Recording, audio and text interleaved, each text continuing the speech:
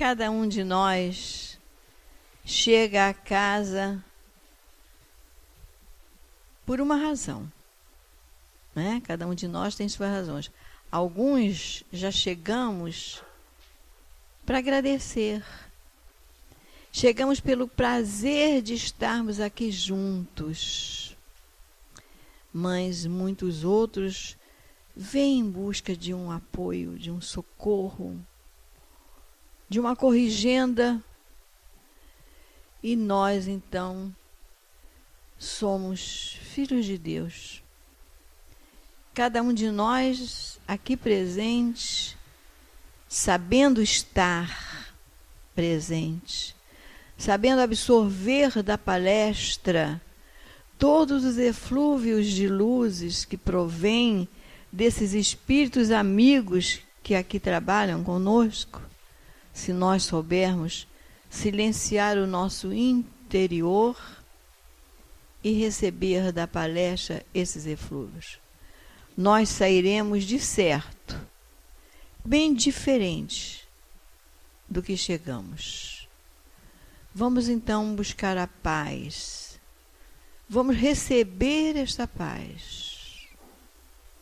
Jesus está no leme e nós não podemos esquecer disso. Não podemos nos distanciar disso. Gostaria que a menina viesse fazer a página. Boa noite a todos. A página é de André Luiz, do livro O Espírito da Verdade. Se você fizer força. E tem aqui o Evangelho segundo o Espiritismo, capítulo 17, item 8.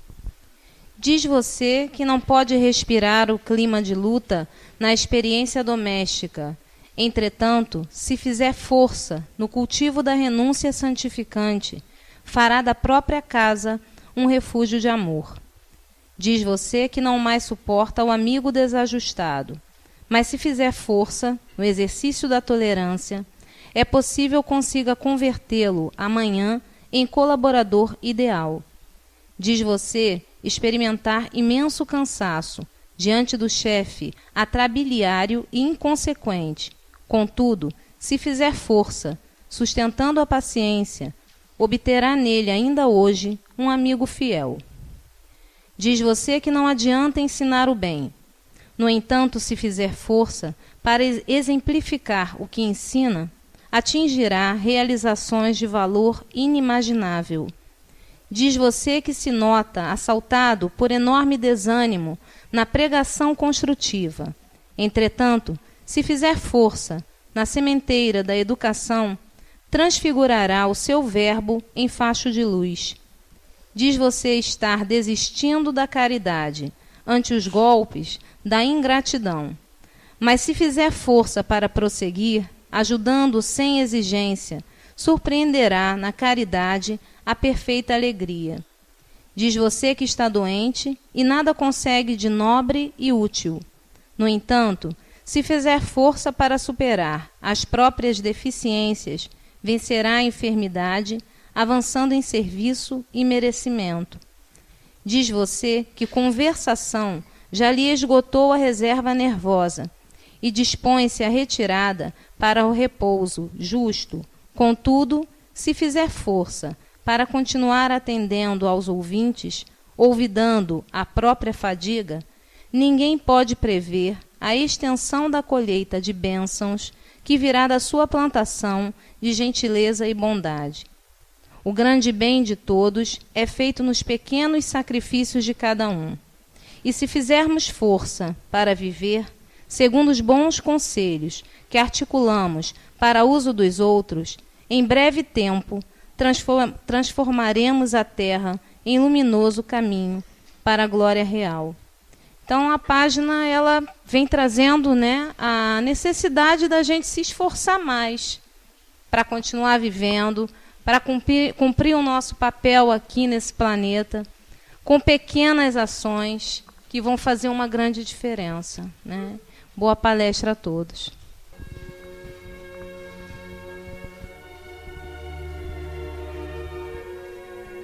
Vamos elevar os nossos pensamentos ao alto nos desligando daqui e vamos pensar na natureza. Vamos nos transportar para uma mata virgem, buscando o refrescor das árvores, a beleza do verde. E ali estaremos reconfortados, porque através da natureza estaremos recebendo a força que provém da seiva de todas as árvores. Vamos encontrar Jesus. Vamos encontrar com Ele. Senhor Jesus, amigo de todos os instantes, amigo querido nosso, aqui estamos, Mestre, um pungilo de filhos teus. Somos todos necessitados e trazemos essas necessidades em nossas mentes, em nossos sentimentos, Senhor. Aconchegados a teus pés, queremos dizer, Senhor, cuida de nós, zela por nós, Senhor, porque já estamos enfraquecidos pelas preocupações tão grandes, Senhor. A vida aqui na terra está sendo muito difícil, Mestre. 1000 preocupações, quando não é a saúde física, é a espiritual, Senhor. Precisamos de paz, de lenitivo. Precisamos de Ti, Senhor. Ampara-nos, mas também te pedimos, faz de nós um instrumento Teu, um instrumento da Tua paz, da Tua luz, para que possamos também servir-te na medida de nossas possibilidades. Queremos sair hoje, Senhor, daqui reabastecidos de energias, no sentido de auxiliar a todos que precisarem e se aproximarem de nós. E assim, viemos pedir-te a permissão para que, em nome dos nossos guias e protetores, mas acima de tudo em nome de Deus, que nós possamos estar dando início à reunião desta noite. Louvado seja nosso Senhor Jesus Cristo. Graças a Deus. Nós teremos o estudo da noite com o nosso companheiro João. Primeiramente agradecemos a Deus, nosso Pai, nosso Mestre Jesus, também aos bons espíritos, aos amigos incondicionais que nos suportam. Agradecer a Tiago Acira, toda a diretoria da casa e a todos vocês. E mais uma vez, tarefa em glória, hein? Aprendendo a perdoar. Eu vou dar licença, vai chegar Jesus, que ele já sabe como fazer, para a gente poder aprender realmente a perdoar. Não é? Mas a gente pode, pelo menos, tentar imaginar, né, como é que se aprende a perdoar. E para aprender alguma coisa, a gente tem que saber o que é essa coisa, né? Perdão. O que é o perdão? Se fala muito em perdão. A gente, quando lê a respeito do perdão, vai estudar a respeito do perdão, a gente vê inúmeras opiniões do que é o perdão. O perdão é esquecer as ofensas. Mas aí a gente não vai aprender. Porque quando a gente, por exemplo, comete um erro, nós temos um, entre aspas, defeito em nós, nós não podemos eliminar os defeitos que estão em nós, porque aquilo faz parte da nossa evolução. O que nós temos que fazer é transformar o defeito em qualidade, a invirtude em virtude. Porque nós não podemos esquecer tudo o que nós aprendemos desde que nós fomos criados. Está gravado em nós, está tudo gravado em nós. Então não esquecemos, não deixamos, não retiramos de nós. O que nós fazemos é uma modificação íntima do que é errado para o que é certo, do que é paixão para o que é amor, do que é vício para o que é virtude. Então essa é a mudança. O perdão é a mesma coisa. A gente não pode esquecer as ofensas, as mágoas. Nós temos que aprender a modificar o resultado disso dentro de nós. Porque nós nunca vamos esquecer que alguém nos machucou. Nunca. Será que Jesus esquece quem pregou o cravo na mão dele ou no pé? Não, ele sabe quem foi. Só que qual é a reação dele em relação àquilo? É esse o ponto que nós devemos pensar. O perdão, ele é utilizado na Bíblia como um elemento de amortecimento da raiva, da mágoa, do ódio. Ou seja, nós vamos olhar para a pessoa e são vários estágios, né? O perdão são vários estágios, não é um só tipo de perdão. Tem aquela que a gente olha e fala assim, eu te perdoo. Alguém falou lá atrás para mim, quando eu cheguei, eu te perdoo, mas eu quando for passar pela rua e você estiver vindo na calçada, eu vou para o outro lado, né? Ou então, eu perdoo, mas a justiça de Deus não falhará. Grande perdão nosso. Eu perdoo, mas não esqueço. Esse está certo, né? Perdoa, mas não esquece. É verdade. Só que tipo de perdão é esse? O perdão é algo muito profundo. É algo que requer um trabalho dentro de nós e não fora de nós. André Luiz diz que o ódio é o punhal apontado para o peito de quem odeia. Quem não perdoa, na verdade, não é que não está perdoando o outro, não está perdoando a si próprio. Tem um textozinho, uma mensagem que diz o seguinte, que nós tomamos veneno para tentar matar o outro. Impressionante, mas é verdade. Toda vez que a gente se magoa, se ira, fica com raiva de alguém, nós estamos tomando veneno, estamos nos envenenando, estamos colocando coisas nocivas para dentro do nosso organismo.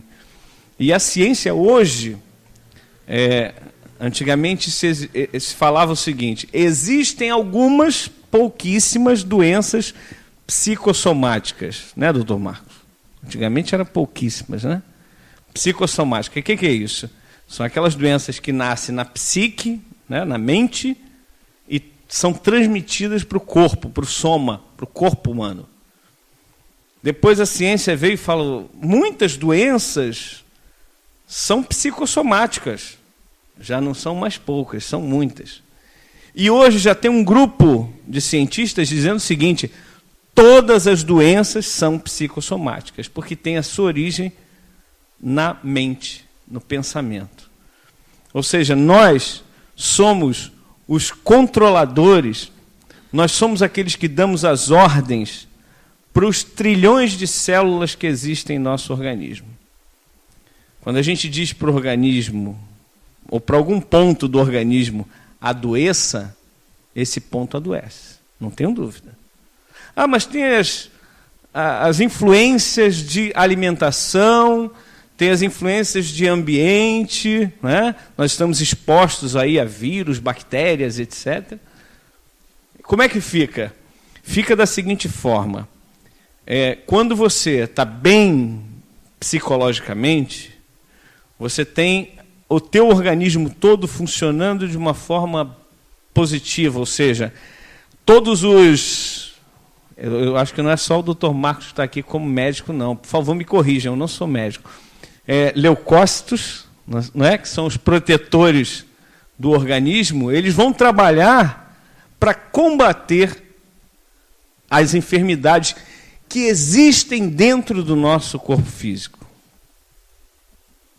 Eu me lembro da minha mãe, que desencarnou em 2005, que ela teve um choque muito grande, uma decepção muito grande, e uma semana depois ela teve uma inflamação, uma infecção no braço avassaladora, e ela, desde que começou a sentir os sintomas até o momento de desencarne, se passaram 12 horas. E aí o médico depois conversou comigo e falou... e eu falei, mas ela não teve corte, não se machucou, nada.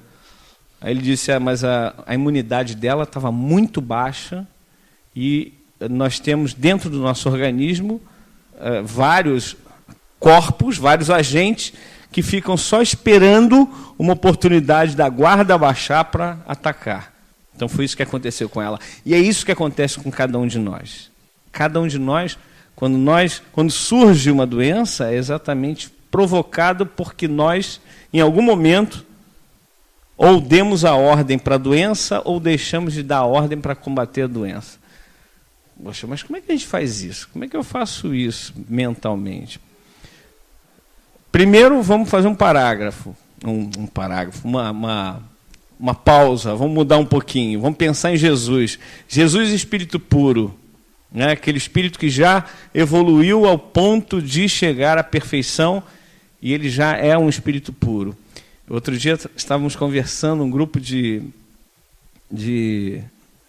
vamos dizer assim, pessoas que gostam de estudar o Evangelho, e de lá eu sou o mais novinho que tem, né?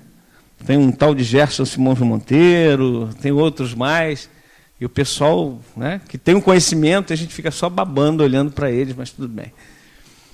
E aí nós chegamos à conclusão, no final, de que Jesus nunca pegou nenhuma gripe. Nada. Não se tem relato, nem nos evangelhos, nem em Flávio Joséfo, que é um historiador, é o único que fala de Jesus, em Jesus, melhor dizendo, na história. Ele não era religioso, mas ele fala no contexto daquele livro História dos Hebreus, que é editado, vendido pela CPAD, aquela editora da Assembleia de Deus, e ele fala em Jesus. Então, em momento nenhum, nem nos evangelhos, nem nos historiadores, e o Flávio Joséfo é o maior deles nesse aspecto de Jesus, eles não citam nenhuma doença que Jesus teve, nenhuma encravada, nem conjuntivite, resfriado, viu, Tiago? Resfriado, não é? Nós ainda estamos sujeitos a isso. Aí, de vez em quando, aparece uma gastrite, né? Um aquilo, um monte de ite, iose que tem por aí. Então, isso tudo é, na verdade, fruto da nossa mente, e nós sabemos que nós somos espíritos, nós não somos o corpo físico, né? Lembrando do psiquiatra Brian Weiss, que escreveu Muitas Vidas, Muitos Mestres, entre outros livros maravilhosos. Ele diz o seguinte: nós não somos corpos físicos tendo experiências espirituais. Nós somos espíritos tendo experiências físicas. É muito diferente. Brian Weiss, Patrick Drouot, Raymond Moody, são vários pesquisadores, técnicos e cientistas que pesquisaram a fundo todo o processo, tanto da desencarnação, quanto daquela experiência chamada quase morte, né, que a pessoa até deu na novela, né? Essa novela das 6 aí, apareceu o rapaz saindo do corpo enquanto era operado lá, circulou pelo corredor do hospital, viu um monte de coisa e depois falou E isso tem um trecho no livro do Raymond Moody que ele cita, ele pesquisou mais de 5.000 casos desses de quase morte, e ele cita que um dos pacientes, quando estava operando, ele entrou em coma, teve parada cardíaca, e ele viu na porta do hospital um rapaz sendo atropelado, e esse rapaz foi encaminhado, claro, para o hospital e ficou internado lá. Depois, quando ele volta do coma, ele relata, diz como estava vestida a pessoa, todas as circunstâncias do caso, qual era o quarto que aquela pessoa estava, e isso é comprovado. Enquanto isso acontecia, ele estava em coma.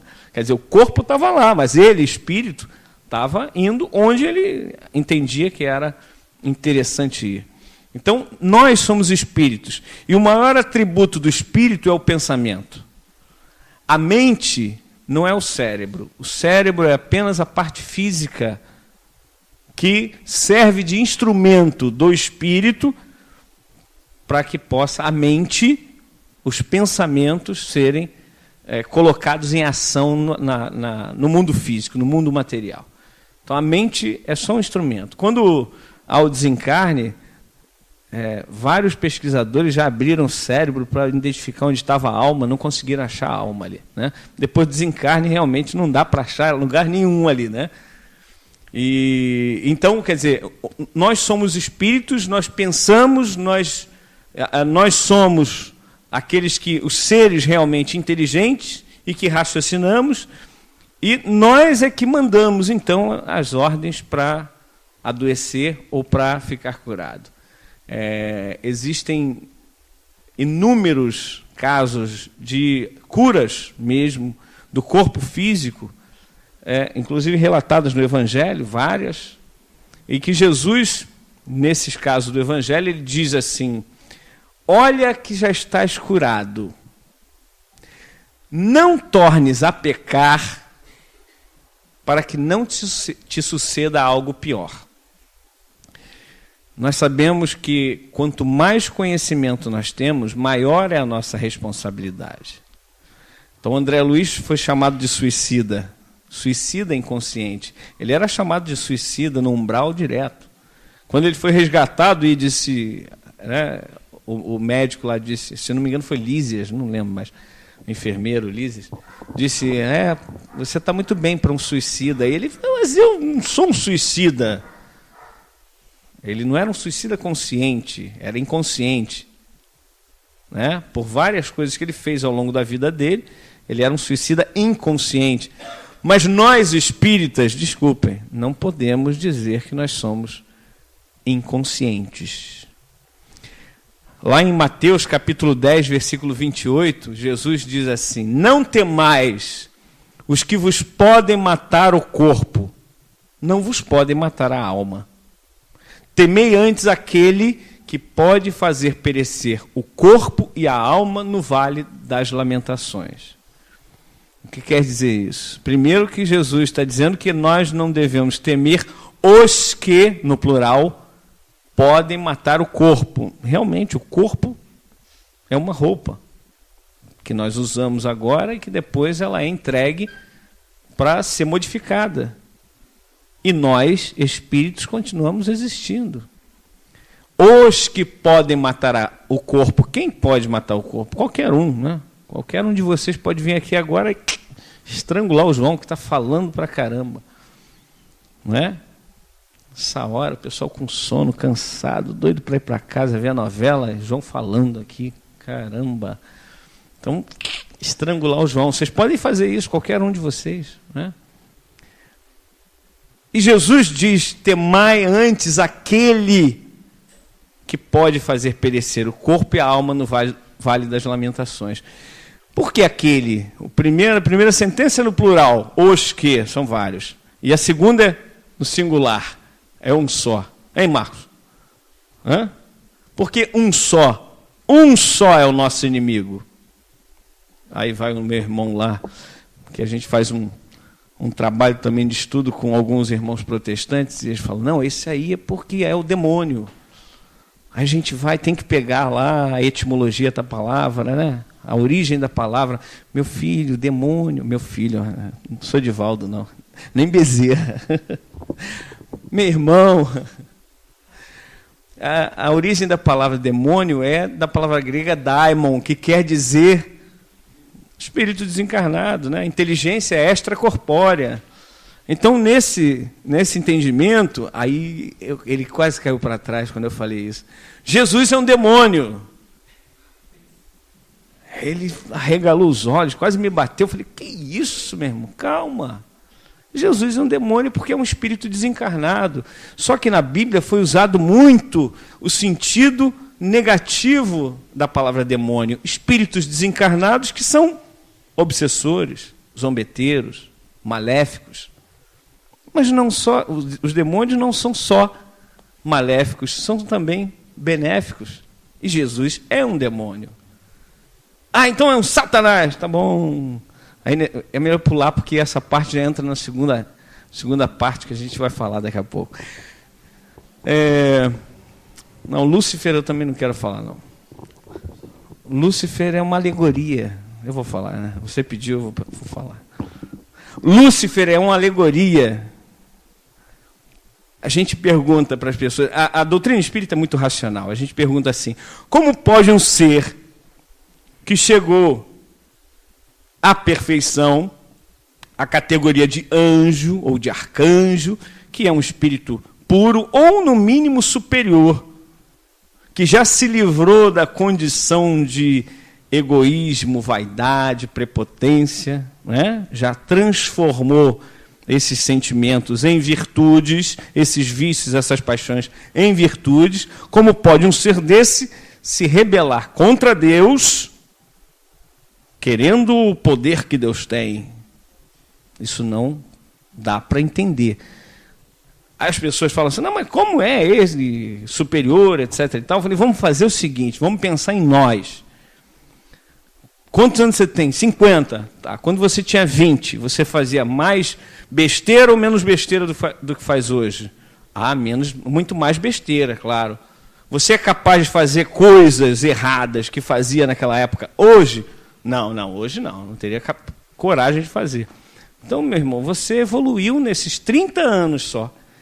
Imagina uma vida espiritual que diz lá o André Luiz em Evolução em Dois Mundos, que desde que nós fomos criados até que nós ganhamos o livre-arbítrio são 1 bilhão e 500 milhões de anos.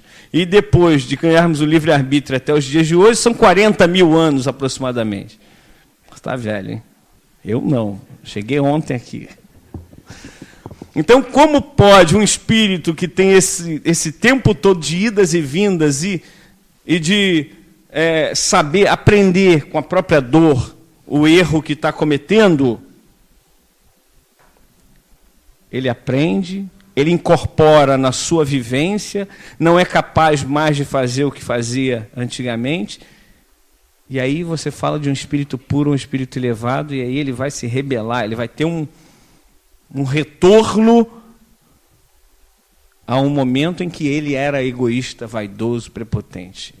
Então, é uma alusão a nós, porque tudo que está na Bíblia, tudo que está na doutrina espírita, tudo que nós temos de informação, seja ela religiosa, filosófica ou científica, ou qualquer tipo de informação, essas informações todas estão colocadas para nós, para a nossa evolução.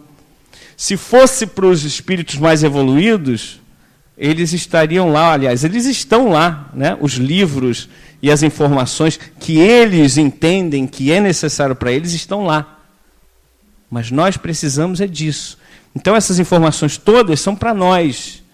Referem-se ao espírito neste grau de evolução que nós estamos. Então nós somos Lúcifer.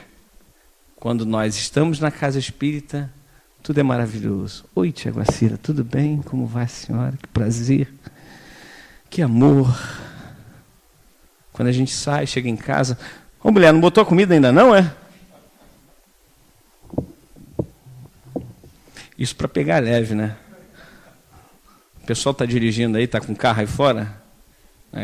No trânsito, quando alguém der uma fechada em vocês, em nós vamos dizer... Vai com Deus, meu irmão.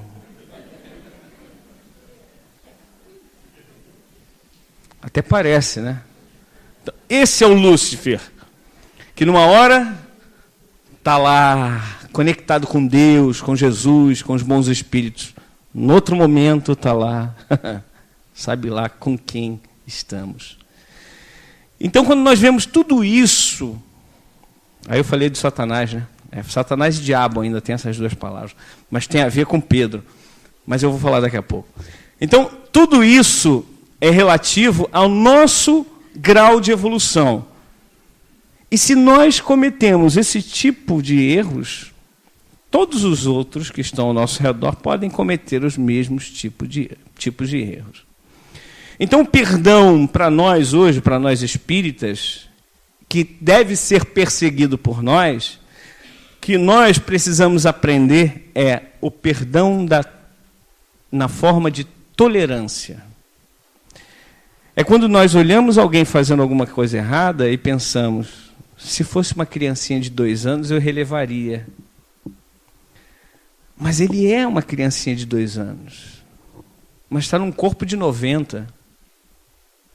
Mas todos nós estamos ainda muito aquém, muito longe da maturidade espiritual. Nós ainda somos crianças e adolescentes espirituais. Cometemos várias coisas erradas. Então, quando Jesus propõe para nós que nós pudéssemos, quando estivéssemos no altar, colocando a nossa oferenda, e nós nos lembrássemos que algum irmão tem algo contra nós, que nós deixássemos a oferenda ali, deixa ali quietinha, vai lá e reconcilia-te com o teu adversário enquanto estás com ele a caminho, para que ele não te ponha no cativeiro e ali, resumindo, né? E ali não sairás enquanto não pagares o último centavo. Uma outra passagem da Bíblia muito interessante é quando aquela mulher adúltera pega flagrante adultério e diz a lei de Moisés que ela tem que ser apedrejada até morrer. E aí ela vem correndo, Jesus está sentado no local, vem correndo ela e a multidão atrás dela com as pedras na mão, e ela vai para o fundo assim, de um local sem saída, né? Perto de Jesus. E eles chegam com as pedras, olham Jesus, aí os fariseus já maquinam como podem fazer para pegar Jesus e dizem, propõem a ele, Senhor, essa não teria saída. Se fosse eu no lugar de Jesus ali, eu teria saído correndo. Não me como é que é? Me põe fora dessa, né? Me inclui fora dessa, como dizem. Mas era Jesus, não era João. Né? Então, chegaram para ele e falaram assim, Senhor, esta mulher foi pega em flagrante adultério. Manda a lei de Moisés que nós apedrejemos-la até a morte. E tu, Senhor, o que dizes? Jesus estava escrevendo com o dedo na areia, conta Humberto de Campos, e continua escrevendo na areia. E eles, insistentemente, perguntam de novo, Senhor, esta mulher foi pega em flagrante adultério. Manda a lei que apedrejemos até a morte. O que devemos fazer? Que a gente já estava, mas tem que esperar. Jesus se levanta e diz para eles assim, aquele dentre vós que estiver sem pecado, atire a primeira pedra. Conta Humberto de Campos que ele escreveu o defeito de cada um, o pecado de cada um que estava ali presente, na areia. Para ficar mais patente o negócio. Mas mesmo que ele não tivesse escrito, a moral de Jesus, e é isso que é interessante, era tão forte, ele emanava aquela moral, e aí todos que estavam perto dele, recebiam aquela energia, ficavam desconcertados. Então, um a um foram largando as pedras e foram se retirando. A mulher de cabeça baixa, Jesus toca nela e fala, mulher, onde estão os teus acusadores? Ela levanta a cabeça e diz, não há nenhum, Senhor. Jesus vai e diz: nem eu te acuso.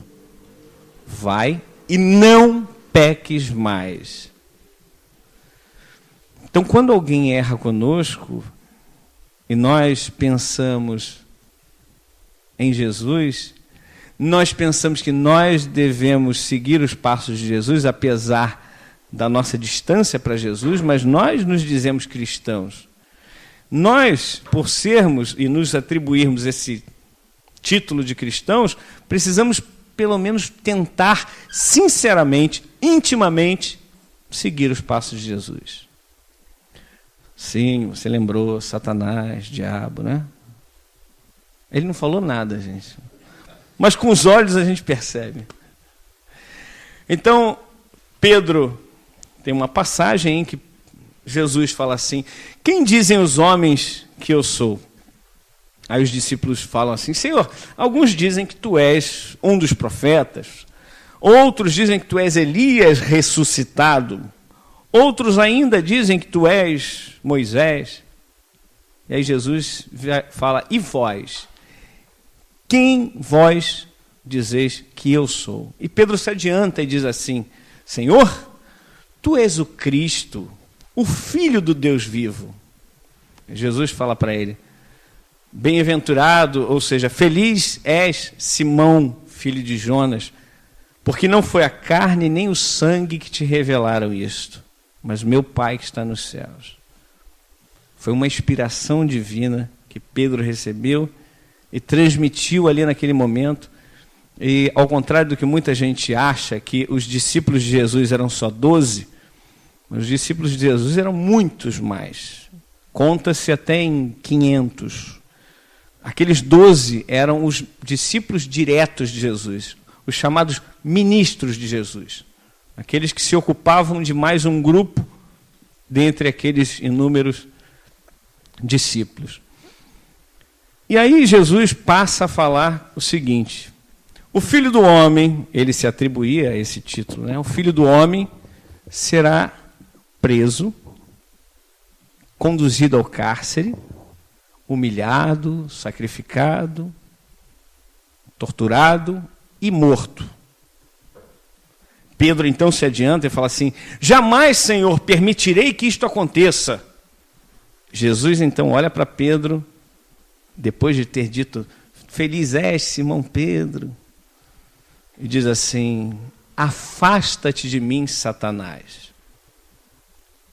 O que é isso? Satanás é simplesmente adversário. E diabo é a palavra grega. Satanás foi traduzido do hebraico e diabo foi traduzido do grego. E querem dizer exatamente a mesma coisa. Adversário, aquele que se opõe. Então Jesus ali naquele momento dizia que ele era um opositor, um adversário ao plano divino que existia ali para Jesus.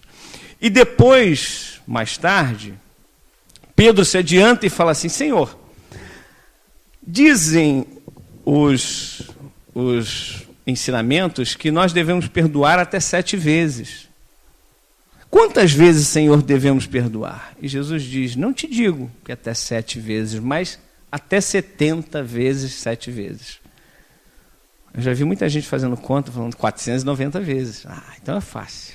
Vou fazer um caderninho e quando eu chegar no 490, pronto, acabou, não preciso mais perdoar. Aí a gente fala: não, tudo bem, você pode usar esses 490, mas vamos fazer o seguinte: 490 vezes é o mesmo erro da mesma pessoa, tá bom assim? Mas não é 490. Na verdade, é infinitamente. Nós precisamos aprender realmente a perdoar, porque é melhor para nós, e quando nós melhoramos, nós fazemos a maior de todas as caridades, que é a nossa reforma íntima, e a gente começa a fazer coisas melhores com o exemplo, né, Tiago Acira? A gente estava conversando antes aqui exatamente do exemplo, que as palavras a gente pode falar à vontade, né? Mas o exemplo, esse é que fica, esse é que consegue realmente convencer.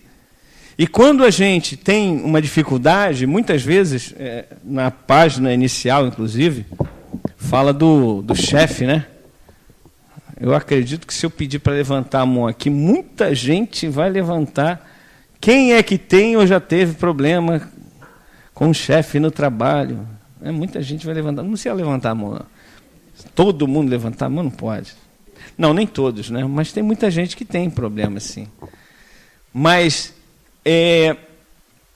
Jesus, num determinado momento, no Getsemane, lá no Jardim das Oliveiras, é outra coisa que é para nós os ensinamentos, não é que ele estaria questionando Deus, mas sim aquilo ali era um ensinamento para nós, que ele teria dito o seguinte: Pai, afasta de mim esse cálice, mas que seja feita a tua vontade e não a minha, pois para isso eu vim, Senhor.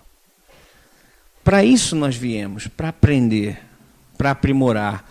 Para isso nós estamos colocados numa família em que há dificuldades de relacionamento muitas vezes.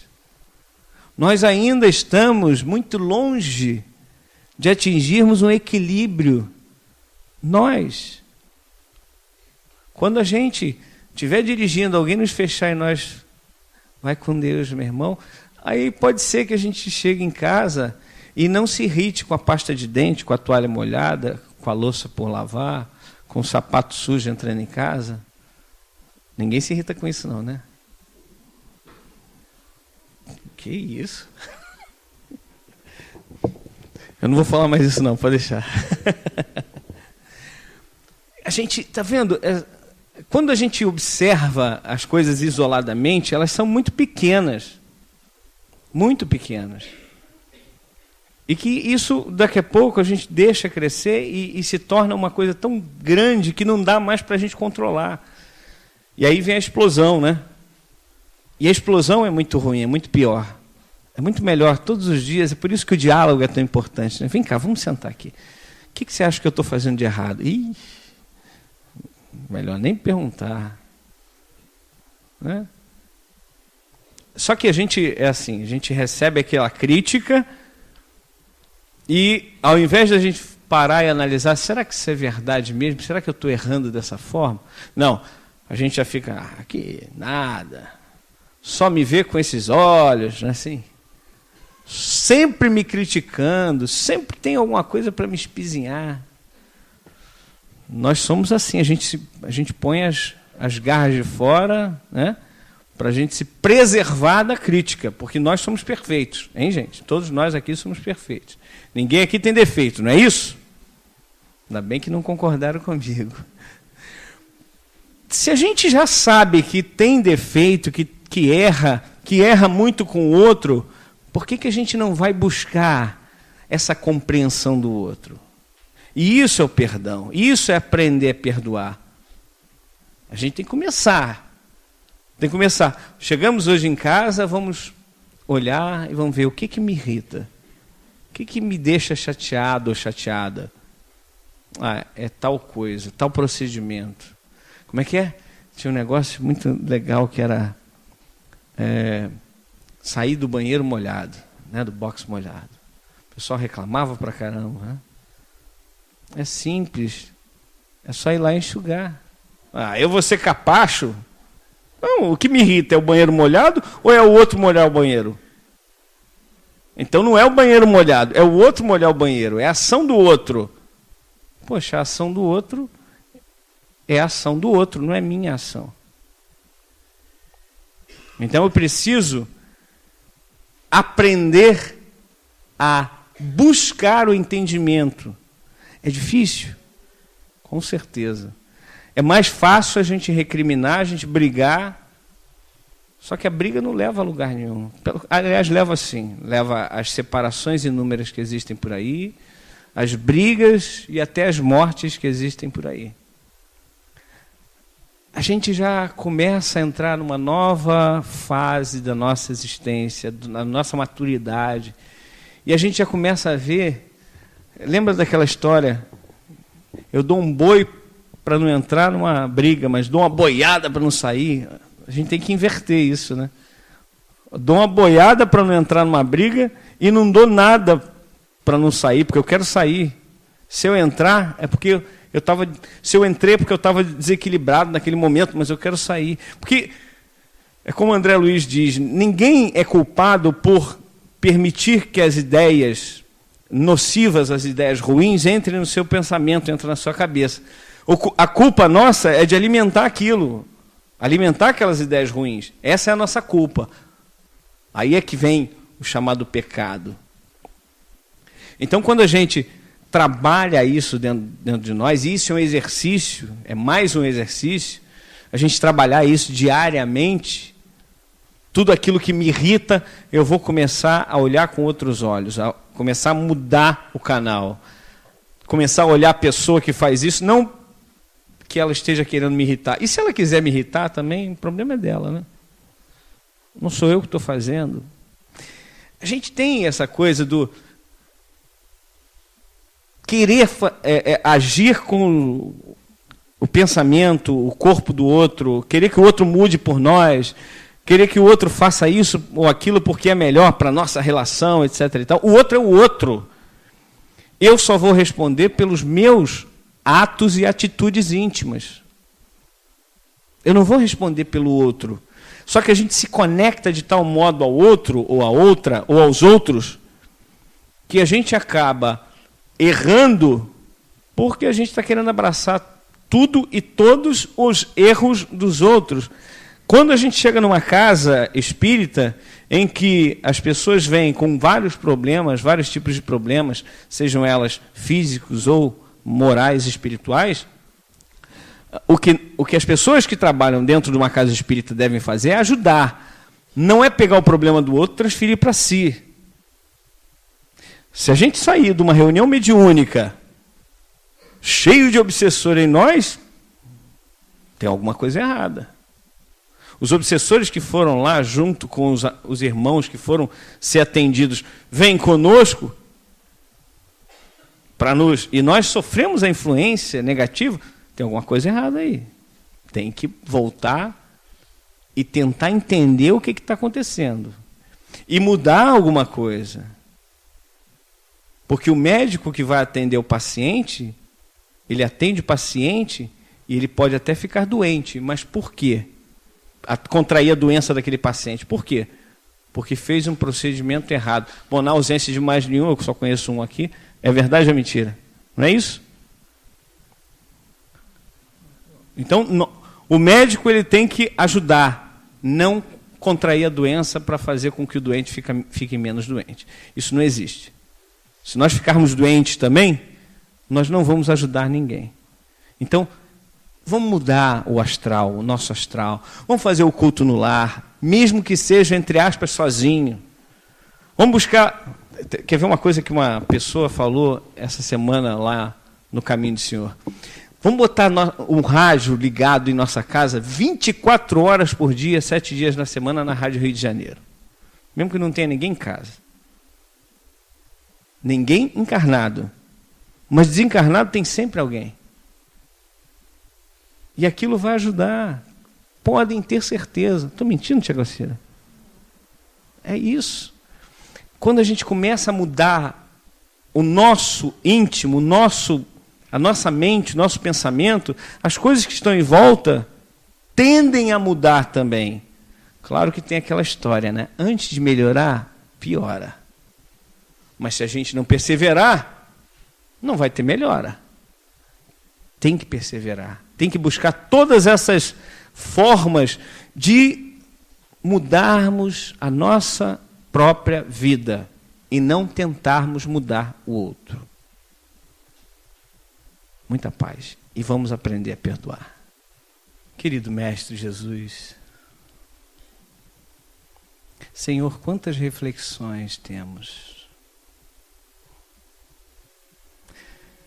Tudo isso, Senhor, para que nós, cada um de nós, aqui encarnados e desencarnados, possamos olhar para dentro de nós.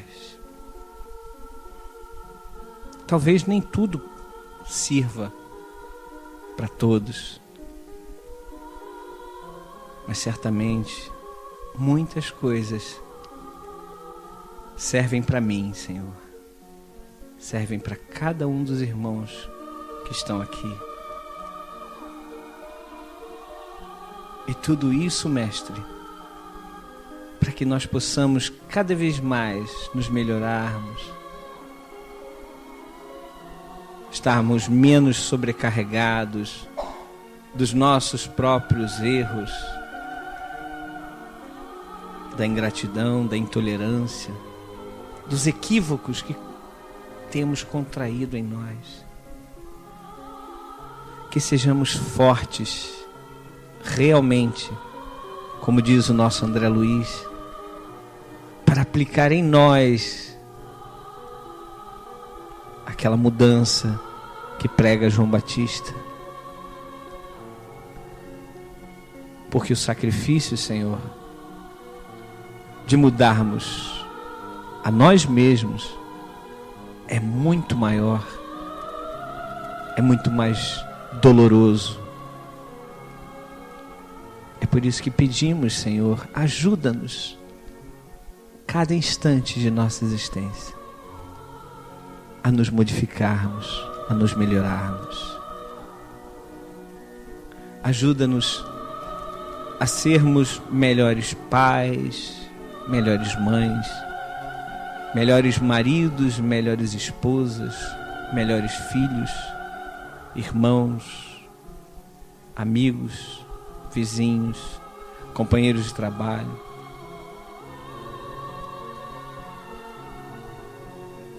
Porque quando damos, Senhor, recebemos.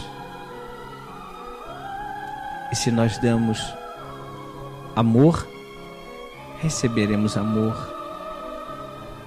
Mas se não damos amor, Senhor, o que queremos receber em troca? Que nós saibamos, Mestre, a cada dia, fazer com que ao raiar do sol nasça um novo ser dentro de nós, o homem novo, que será com certeza muito mais feliz do que o homem que hoje habita em cada um de nós. Que levemos, Senhor, para os nossos lares, ou para onde quer que estejamos indo, essa tua paz, o teu amor, a tua luz. Visita, Mestre, aqueles irmãos sofredores, que se encontram em situações muito difíceis, Mestre. E leva um pouquinho daquilo que hoje foi produzido aqui por esses irmãos, encarnados e desencarnados.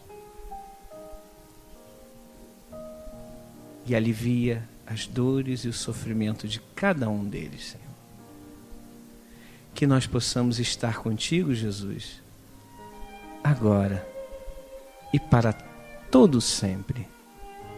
Que assim seja. Graças a Deus.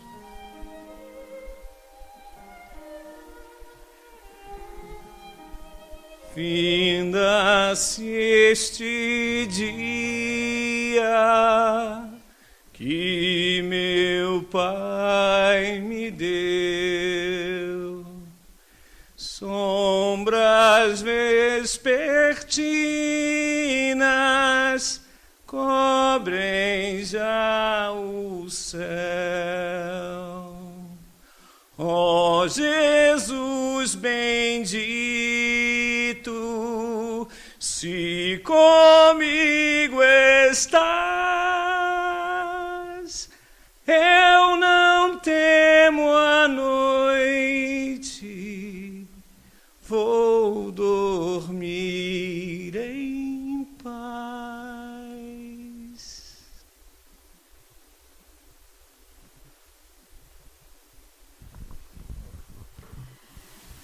É sempre muito bom, Senhor, estarmos juntos como estivemos durante 1 hora em nossa casa. Obrigado, Mestre, Te agradecemos pela oportunidade que tivemos de estarmos aqui. Estamos todos felizes e queremos agradecer a esses espíritos amigos que aqui estão, que passando em cada um de nós, nos abasteceram de forças, de paz, de fé, de resignação.